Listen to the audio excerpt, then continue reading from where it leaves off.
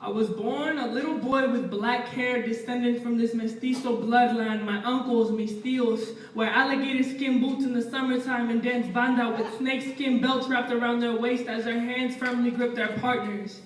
I imagine my father danced with my mother like my uncles danced with their women. I imagine she looked beautiful dancing through an afternoon in the carne asada heat. My biological father was born in La Bayona, land of ranchers who wear the soil of their motherland underneath their nails and pray near las tumbas for their passed away loved ones. My father was robbed, shot again, murdered, and then laid to rest in La Bayona. I was 3 months old when he died. 15 years later, I was finally told about the details of my father's death. As my mother washed her hands in the sink, she explained how he was shot, stuffed into a trunk, carried to a house on 20th Street and Rocher, and then shot once more. His death was something my uncles never spoke of. Instead, they informed me about how he was robbed, because the men who robbed my father were black. My uncles believed black could not be trusted. Carlos, cuidado con tu padrastro, los negros son bien malditos. It's ironic though, because my biological father's murderers were Mexican.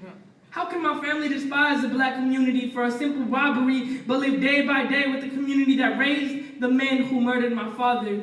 You see, the man who raised me is my pops, my stepdad. He's been by my side since I was 2 years old. With his black hands, my pops taught me how to respect others and how to shoot a basketball. He taught me the importance of responsibility and how to converse with girls. My pops is wise like a blind man who listens to the breeze and searches for the truth.